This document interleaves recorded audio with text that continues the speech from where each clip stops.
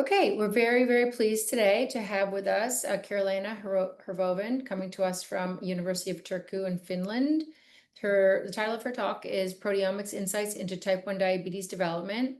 And just a short bio on her, she completed her PhD at the Turku Bioscience Center, University of Turku, and Abo Akademi University in Finland, focusing on proteomics patterns of type 1 diabetes risk and progression. Using mass spec-based proteomics, she has studied temporal changes in plasma and serum from children with HLA-confirmed risk of type 1 diabetes and newly diagnosed individuals. In her continued research in the field, she's employing state-of-the-art mass spec and sample preparation technologies to explore new aspects of the disease and its etiology. Please feel free to drop questions in the chat, and she will take them at the end of the talk. And also I'll drop a link to the most recent paper into the chat as well. Thank you so much for joining us. We're really excited to have you walk through this paper and kind of talk a little bit about the extensions that are coming soon. Great. Thank you, Monica, and thank you for the invitation. I'll just share my slides. So just a moment. Here we go. Great, thank you. Yes, so as Monica said, my name is Karoliina Hirvonen, and I am a postdoc researcher in the Molecular Systems Immunology group, led by Riitta Lahesmaa here at Turku Bioscience Center. I recently defended my thesis, where I investigated longitudinal changes in serum proteome of individuals who develop type 1 diabetes, and also the role of persistent enterovirus infection, which has been associated to type 1 diabetes development. However, today I will focus on these two Innodia articles that were published in 2003 and the latest one just this year. Few words about Innodia. So Innodia is a European-funded project that started in 2015 and ended this year. And Innodia stands for Innovative Approaches to Understanding and Arresting Type 1 Diabetes. And it was a pan-European study, including 31 academic institutions and clinics, 6 industrial partners, 1 small and medium-sized enterprise, and 2 patients' organizations. And they all shared a common goal to fight type 1 diabetes. And if I can just add a little bit here, they've done a phenomenal job in doing just that. They've really moved the ball forward in the research space. And so hats off to Innodia. Yeah, thank you. Yeah, so basically in Innodia, we collected and examined samples and data from newly diagnosed patients with type 1 diabetes and their unaffected first-degree relatives. And these samples and data was used to identify markers of type 1 diabetes risk and progression. And also this project launched clinical trials to slow the progression of type 1 diabetes. And here in Turku, we did the serum proteomics analysis, and it was done kind of in 2 parts. So the first Innodia milestone was to analyze the samples from the first 100 newly diagnosed individuals. So that was the first study that we did. And then while the study continued, the next milestone was to analyze the samples from the next 150, which was then done recently. And the proteomics data from the first 100 was also used in this multi-omics analysis. It was called the baseline study, which was basically a biochemical characterization for the first 100 newly diagnosed individuals. And here, in addition to proteomics data, we had transcriptomics, microRNA, metabolomics, lipidomics, and immunomics. So if you're interested, you can have a look at the article. But today and this is the kind of the timeline, which kind of shows how the sample collection was done. So in November 2016, The first newly diagnosed patients was recruited already in May 2018. 1,000 participants, including the newly diagnosed and unaffected family members. So 1,000 participants were recruited. In September 2021, the first 100 cohort was completed. So this was the time when we received the first samples here in Turku. And then the study continued, and then the end of recruitment was in April last year. And then this year the whole project ended, but it continues in a different form. But Can I today just ask can I ask one thing about the samples? Yep. When you received your set of samples, other labs also received samples in sort of concert, correct? So it was a coordinated? Yep. Yeah, Thanks. so they were shipped in different parts of Europe. So different types of analysis was done in different places. So we had the proteomics analysis and the transcriptomics here in Turku. Great, thank you. That's what I was hoping for. Yeah. But yeah, so I was part of the proteomics study. So here we got samples from the first 100 cohorts. So for the proteomics analysis, we actually decided to include only samples from individuals that were under 18 years old. And this was because there's a very strong age effect in the serum proteome that is very visible. So we wanted to reduce that error. So from these 86 newly diagnosed individuals, we received samples at 6 weeks after diagnosis, and then 3, 6, and 12 months after. And then in addition to these samples, we had samples from autoantibody negative unaffected family members, and these were cross-sectional samples. On the right side, you can see the age distribution. So it was quite a nice range of samples from 0 to 18 years old. In this study, we did targeted proteomics.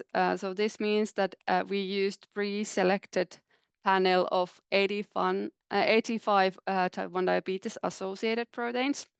And these 85 proteins were selected based on earlier type 1 diabetes proteomics publications. So I think the earliest ones are from 2008 and then up to 2018.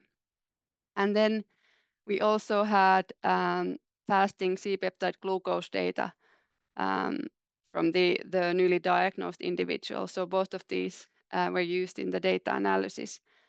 So what we were interested in was that when we compared the peptide levels, whether there were any peptides that differed between the newly diagnosed and unaffected family members. And then we were also interested in the associations between the peptide profiles and the fasting C-peptide glucose ratio, which served as a measure of functional beta cells. And for those who are not so familiar with the targeted proteomics, so what we basically do is that when we receive the serum, we isolate the proteins, we cut them into smaller fractions, so peptides, which are easier to analyze with the mass spectrometer than intact proteins. And then these peptide samples are separated using chromatography. And then before they enter to the mass spectrometer, they are ionized and then analyzed inside. And we did targeted proteomics, but more specifically, we did selected reactor monitoring mass spectrometry. And in this, we use triple quadrupole analyzer. So basically, when we have the peptides, we can specify which peptide we want to analyze. So we can set the mass to charge ratio based on that. And then we can fractionate these peptides and then analyze the smaller fractions, and then we get the signal for each, which shows the intensity of the peptide. So results. So basically, we found that there were 18 peptides, which represented 13 proteins that differed between the newly diagnosed and unaffected family members. So over here you can see the proteins that were more abundant in newly diagnosed individuals than in the unaffected family members. And over here you can see proteins. So there are some that are marked twice, but this is because we are analyzing the peptide level data. So for some proteins we analyzed multiple peptides. So that's why it shows multiple same genes. But also there were those proteins that were less abundant in newly diagnosed individuals. Then when we started looking the associations with the fasting C-peptide glucose data. So here on the red color, we can see the peptide profile, and then on the gray color is the fasting C-peptide glucose ratio. And as you can see, it has this parabolic profile, so-called honeymoon period that we often see that during the first months after insulin treatment, the beta cells secrete more insulin, but then there's quite a fast decline. So this was nicely seen in the data. So we basically found 3 proteins with positive association with the C-peptide glucose ratio, and then there were 8 proteins that had a negative association with the C-peptide glucose ratio. And then, so these were the main analyses what we did, but then for few individuals, I think it was a bit more than 30, we also got C-peptide glucose data at 24-month visit time point.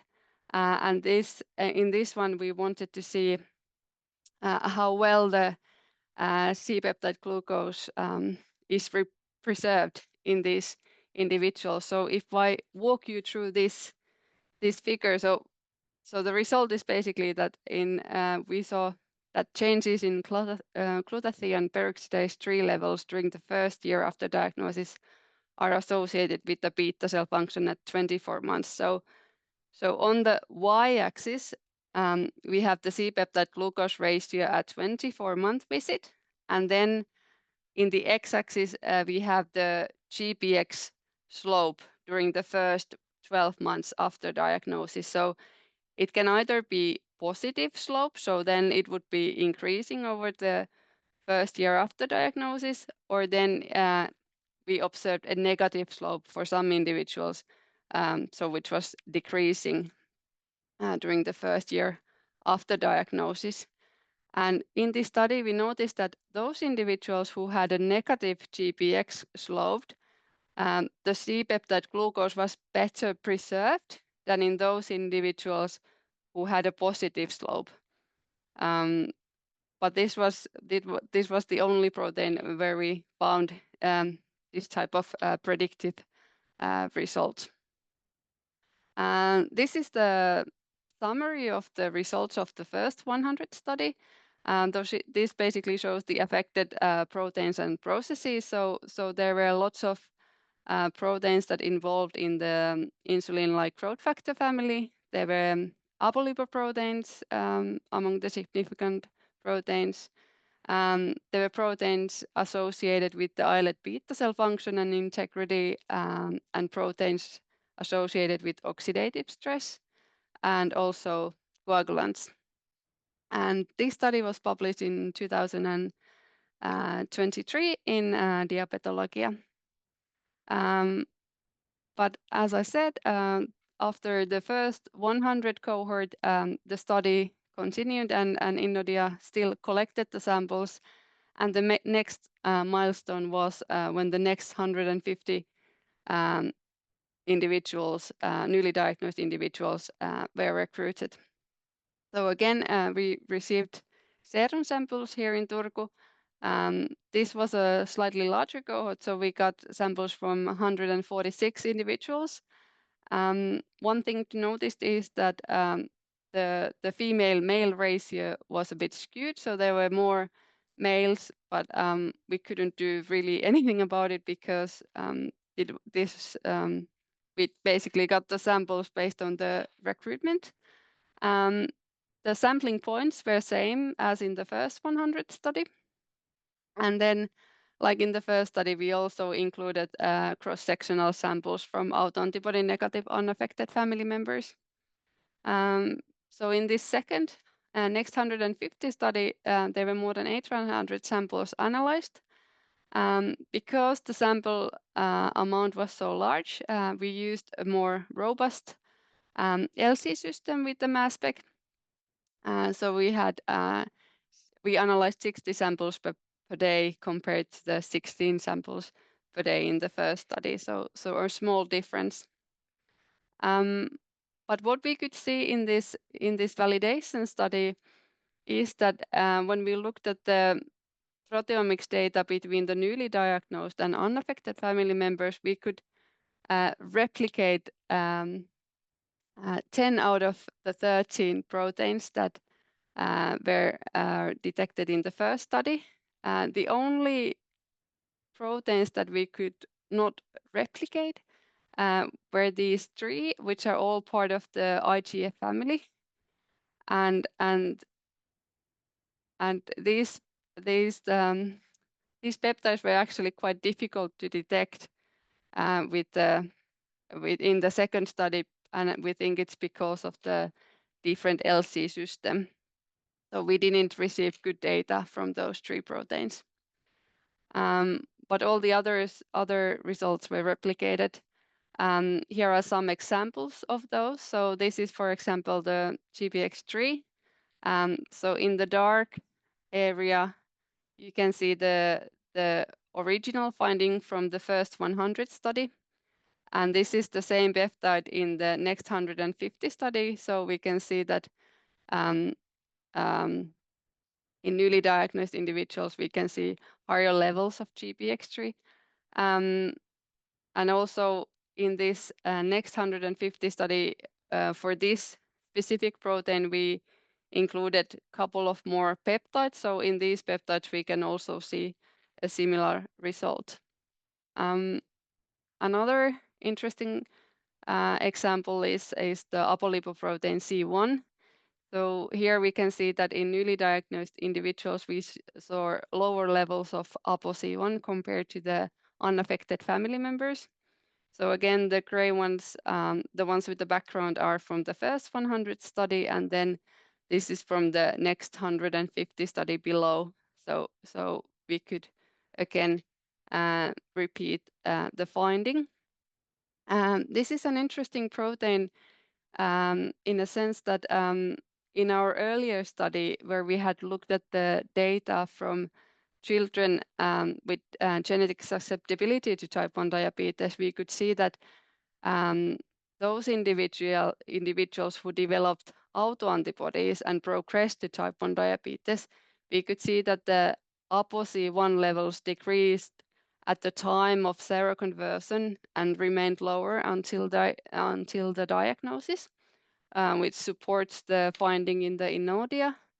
And also at the same time that we published that result, there was a T1D study where they had looked at proteomics data from children who developed autoantibodies and remained autoantibody positive, and also those that developed type 1 diabetes. And also here they could see that those individuals who were autoantibody positive and remained autoantibody positive until the age of 6 years, ApoC levels were lower than in the control group, and also in those who developed type 1 diabetes. And in this T1D study, they also had the discovery phase and validation phase, and this result was replicated there. So it's quite an interesting protein in the sense of type 1 diabetes. If we go back to the INNODIA study, so then we compared the peptide levels and the fasting C-peptide glucose data, so looked at the correlations. And here we could not replicate that many results from the original study. So here only 3 proteins were replicated.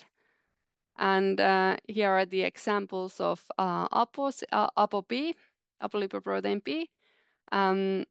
So here we can see the negative correlation with the C-peptide glucose ratio, and also with GPX3, there's a negative association. But one thing that I would like you to pay attention is that if we look at this C-peptide glucose ratio profile that is shown in gray, in the first 100 study, it's quite prominent, and it's less prominent actually in the next 150 study. So when we started looking the individual data, we noticed that among the first 100, there were groups of individuals that were easily classified either as fast progressors or slow progressors. But when we look at the next 150 cohort, this distinction is not as clear.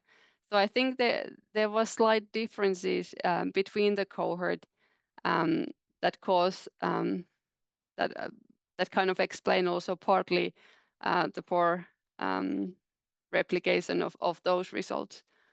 But yeah, just to summarize the study, so this was published this year in Diabetologia.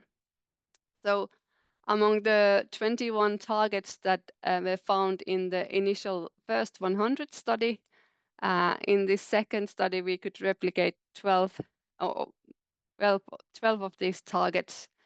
And more specifically, the levels of 10 out of the 13 proteins differed between newly diagnosed individuals and unaffected family members were validated. And these 3 proteins that were not validated, they all belong to the IGF family. And these were really difficult to detect, though. So we obtained quite a poor signal for these 3 proteins. Associations with fasting C-peptide glucose were confirmed for 3 out of 11 target proteins. And we think that there were only 3, but most likely it was because of the less pronounced parabolic course of the fasting C-peptide glucose that we could see in the next 150 study. I would also like to highlight kind of that in proteomic studies, it's quite rare actually that you can reproduce the results, the initial results, and this is most likely because of the sample cohorts and how the samples have been handled and stored and collected, and I think this Innodia study really benefited from this tightly controlled sample collection protocol that was used to collect these samples. And this was especially helpful for the proteomics analysis and probably also in the other omics. And of course, we had the unaffected family members. But it is very, very nice sample set, and in this time we just did the targeted proteomics, so we focused on the 85 proteins that were recently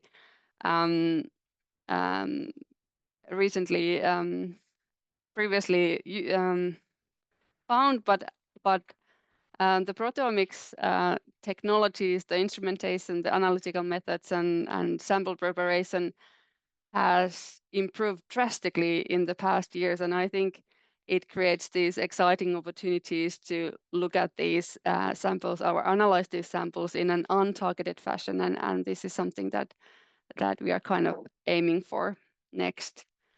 With this, I would like to thank you for listening. There's lots of people behind these studies, but I would especially like to credit Riitta Lahesmaa, Nina Litzen, and Robert Moder, who were part of the analysis of the proteomics samples, and Laura Elo and Tommi Välikangas, who did the bioinformatics analysis, and of course all the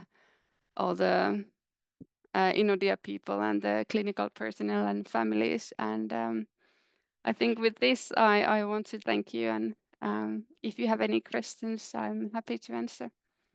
Thank you very much. That was a great presentation. Is anyone in the audience hoping to ask a question? If so, please unmute yourself. Hey, I have a question. Thanks, Anoop. Yeah. So it was a nice talk. Just had two questions for you. One is more about the technical thing. The other one is about the science part. So coming to the technical one, in one of your first slides, initial slides where you are doing the 100 cohort study, you showed something called SRM. Yeah. Can you tell me a little bit about it? Yeah. So it's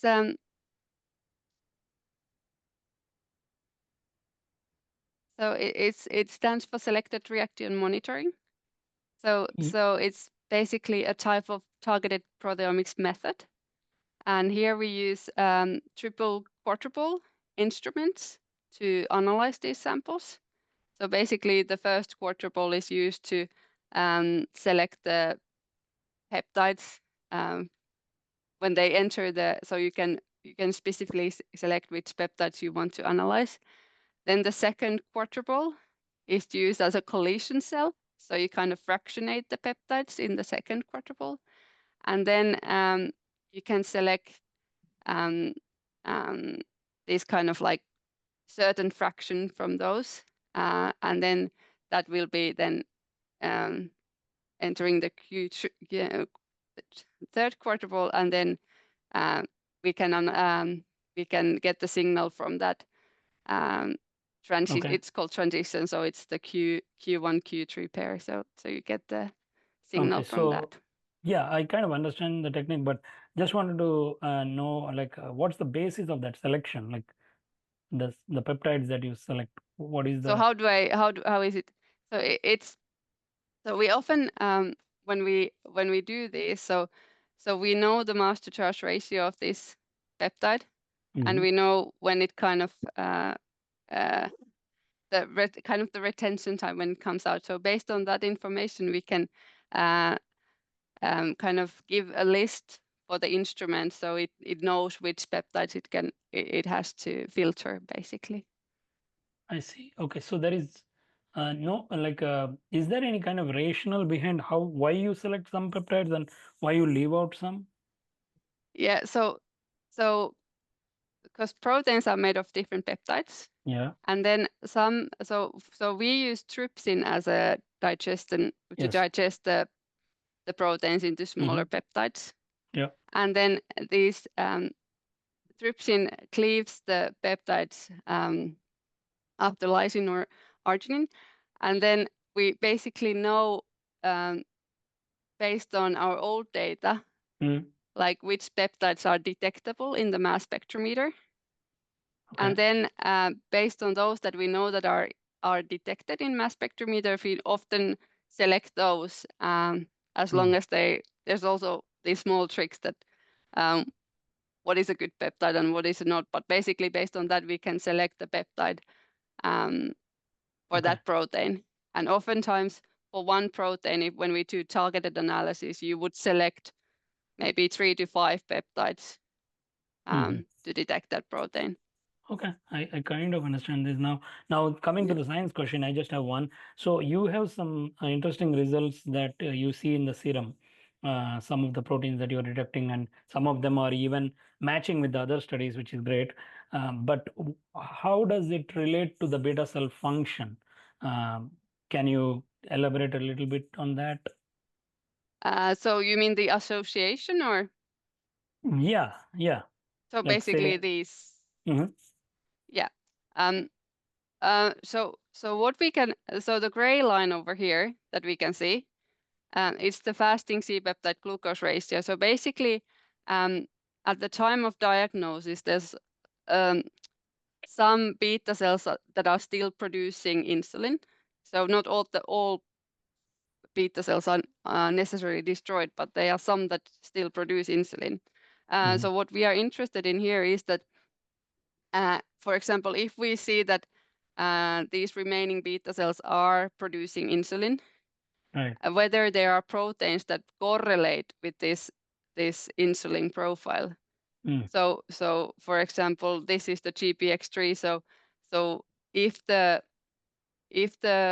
beta cells are producing insulin, it seems that the GPX levels decrease when there's more insulin present in the serum.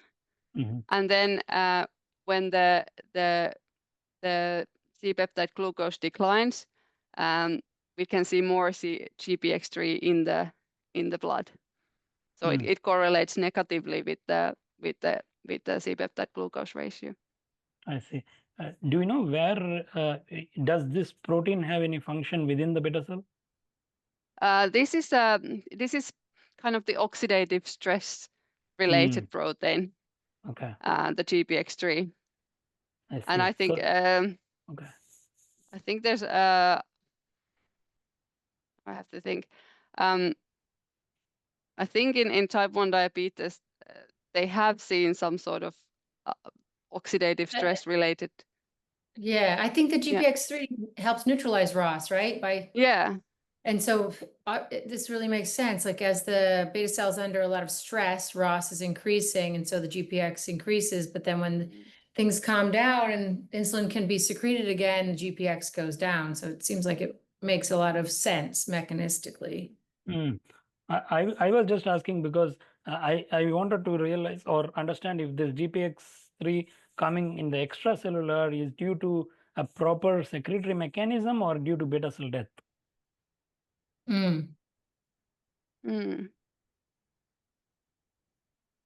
Yeah, Yeah, I'll read more about it. Good question. Yeah. Okay, I'll let Matthias ask the other questions. Thank you. Okay, great, Matt. Yeah, just a short question about the APO1C.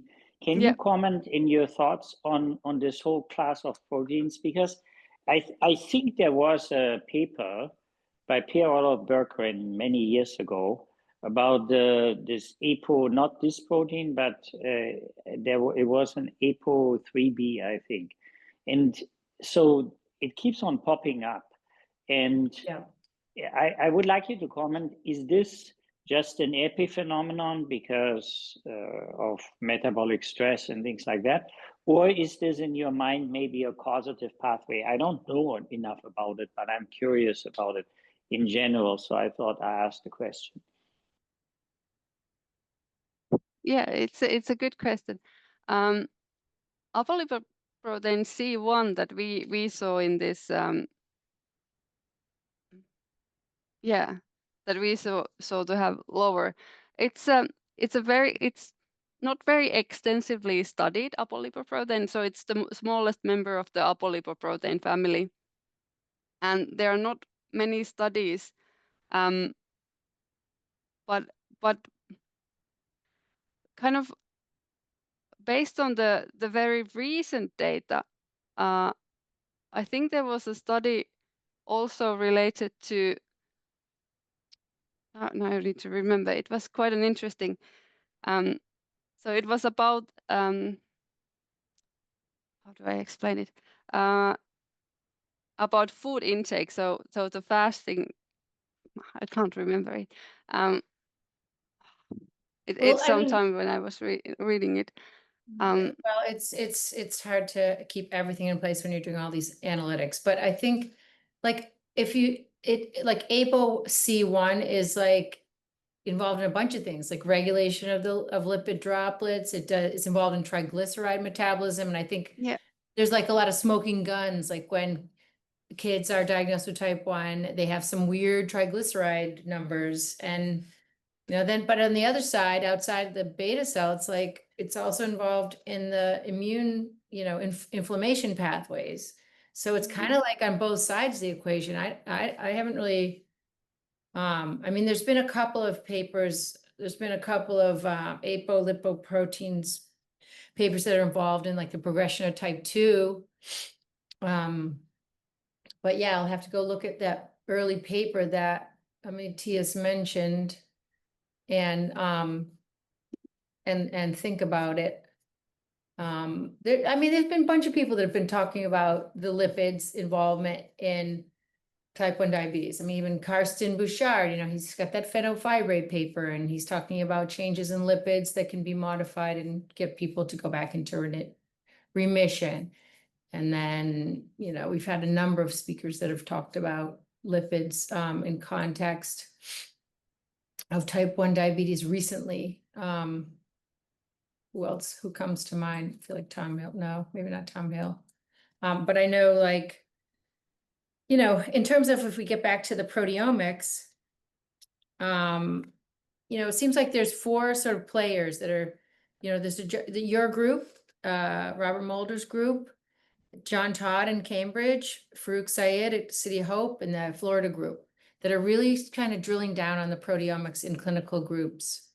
And I wondered what you would think about splitting I know it's such a small sample size already, but what if you can you speculate on what might happen if you split the cohorts into like 0 to 8 and then 8 to 18? Would those be different endotypes? Do you have any thoughts on that? Yeah, that is actually something that we've been thinking for the untargeted proteomic study that should be focused on certain age ranges rather than looking the large age range from 0 to 18-year-old.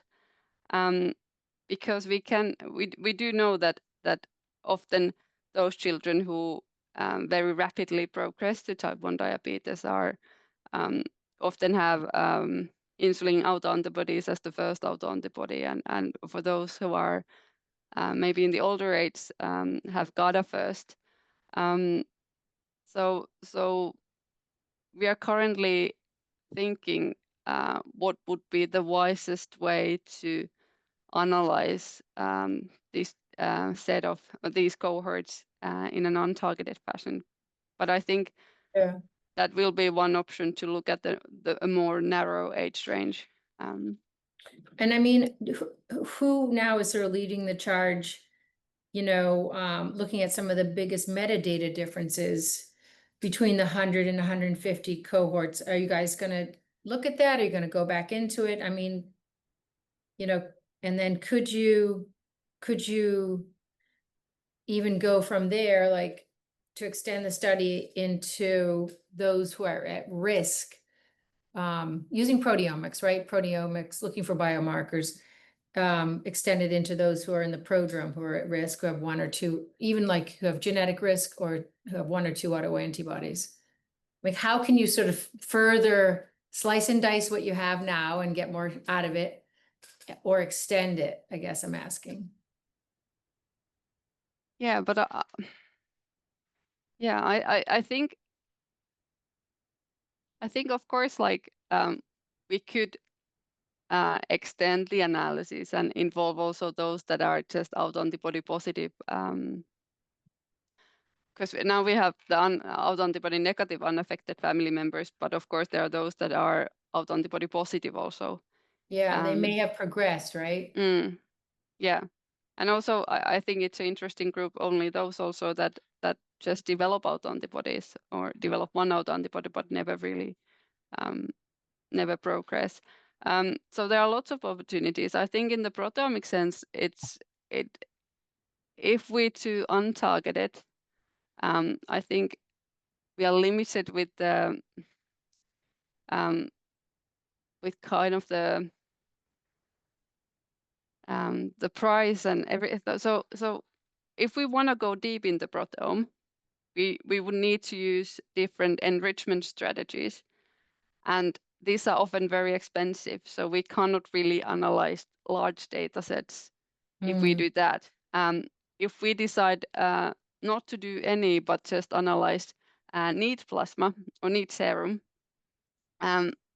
we're gonna reach maybe a bit more than 1,000 proteins, but with these enrichment methods, we can get down to maybe even detect 5,000 proteins from these samples. So it really comes with the study design, like what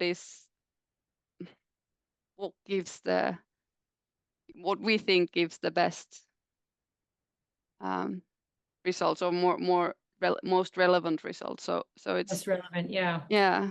So it's yeah. And then to sort of back end the question, like, do you have all the metadata for these 100 and 150 cohorts? Yeah.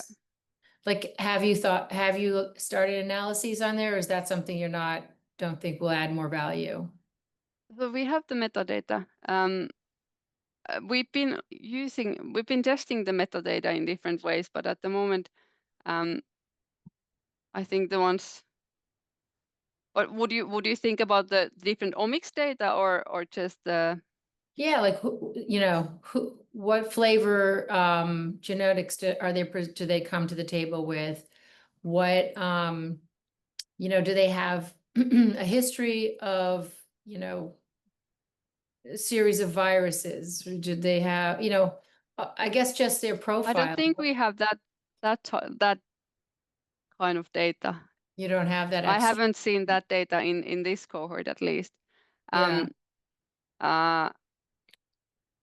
But of course, we can look at more specifically the autoantibodies that they develop, and maybe define that way, like define different subgroups. But yeah, I think there are lots of opportunities, and this is something that we kind of try to now balance, like what is the best to proceed. Do you find your group collaborating very extensively with like the Florida group and the City of Hope group and Cambridge and so forth? Do you exchange data sets? Are you able to kind of like, cross-inform each other? Or what's that? So now with, for example, this Innodia org that came after the Innodia. So there the data is available for different kind of use. So is it open or is it by request? By request. Okay. But you can, yeah. But you can get it access to it. I think there's some sort of a fee that they are charging, but it can be accessed. Okay. Yeah. Yeah, I mean, I think that's great. It's a really great step forward with the proteomics, having the sense of a potential biomarker, and there's a room for extension. And I think this glutathione peroxidase 3 levels, right? That's that whole finding that the changes there during the first year after diagnosis are associated with the beta cell function at 24 months. That's really an interesting finding. Yeah. And that can just really be unpacked, I think, by your group and others. And I think that's something also that now when we've been looking the C-peptide glucose level, so in this study we kind of used a combined profile of all the data, but of course also using the individual data and find kind of a better bioinformatics ways to analyze these correlations. So that's also another thing that we try to develop. Yeah. Further. ApoB. I think we were. I think the one I was thinking about is the talk that we did in February. We had Ernesto Nakayasu here talking about the February 18th, and we have that in our library, the yin and yang of fatty acids and regulating beta cell inflammation. That's really kind of an interesting talk if you ever want to look at it, and anyone on the call wants to check it out. But that might be of interest in that context. But, anyway, thank you so much, Karoliina. Last call for any questions? Nope. All right, then. Thanks again. This talk will be edited and published in our video library, and we look forward to next steps from your group, and big accolades to the Innodia group. They've accomplished such a lot in such a short period of time. It's a great template and one the US, and the rest of the crew here, US and Canada, could probably benefit from, you know, in taking notes as they start to look at biomarkers more closely and get more people in the water with screening. They've done a great job.